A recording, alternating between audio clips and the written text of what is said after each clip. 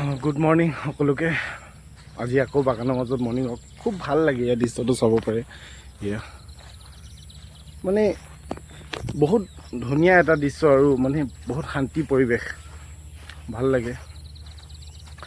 তো ভাড়া আছে এটা আমাৰ ডিব্ৰুগড় বগীবিল যাব, হয়তো ফুৰিবলৈ কাৰণে,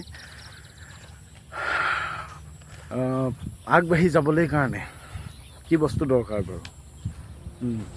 না আপোনাৰ টকা পইচা বহুত হ'লে আপুনি ইমান আগবাঢ়ি যাব পাৰিব, না আপুনি বৰ বেছি দেখিবলৈ ধুনীয়া হ'লেও আগবাঢ়ি যাব পাৰিব, নে আপুনি আপোনাৰ সকলো থাকক তেতিয়াও আপুনি বৰ বেছি আগবাঢ়ি যাব পাৰিব?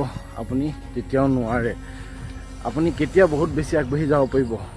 আপোনাৰ একো নহওক, কিন্তু আপোনাৰ জীৱনত কনফিডেঞ্চ নিজৰ ওপৰত যে মই এইটো কৰিব পাৰিম, মোৰ একো নাই কিন্তু মই জিৰ'ৰ পৰা তেও আৰম্ভ কৰিব পাৰিম।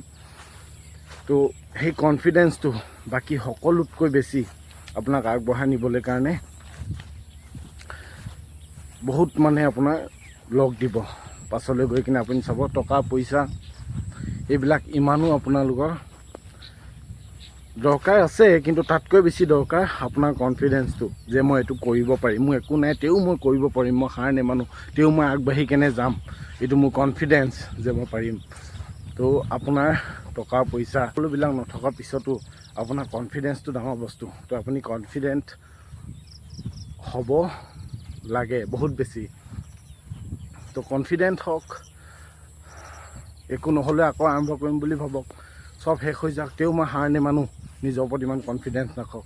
সেই বস্তুটো যদি আছে আপোনাৰ চব আছে, যদি সেই বস্তুটো নাই তেনেহ'লে আপোনাৰ চব থাকি কেনেও একো নাই।